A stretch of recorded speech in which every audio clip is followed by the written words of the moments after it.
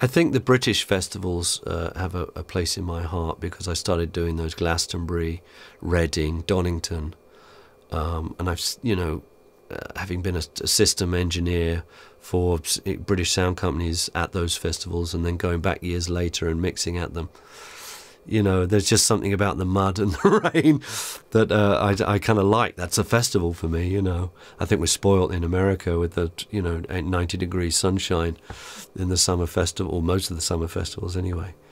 You know, festivals are just fantastic. They're just great. Everything about them is great. You know what? I can't put my finger on what, because they're all different at the time.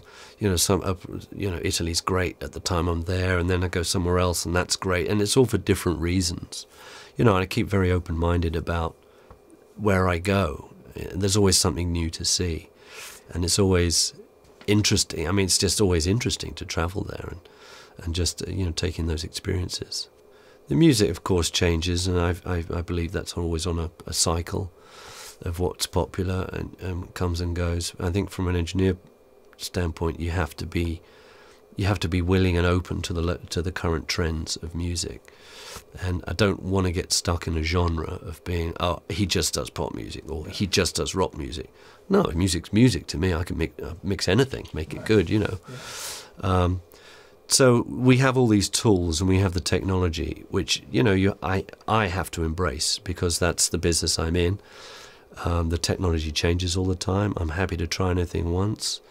I tend to, you know, kind of be a little bit stuck in my ways, and that's only because at the end of the day, someone's paying me for a result and not to be experimenting. So, you know, studios like this, I can bring a live console in here and mix Pro Tools session. That's where I can experiment. But I do think it's important to try the technology, and you know, it's just got so much easier for us in the last 10 years. Yeah, I think it's an enhancement. I don't think it's a crutch for some people. It should, for the bands I've worked with over the last few years, it's just been an enhancement.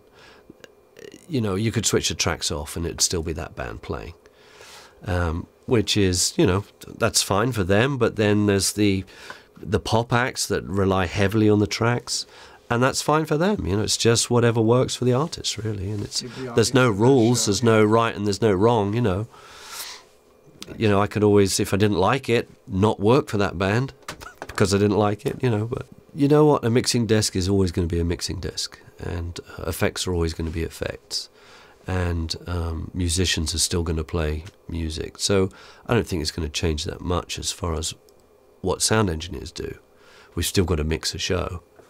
You know, I'm curious to see new music. I love it when I see new bands and new exciting material coming out. I think it's exciting.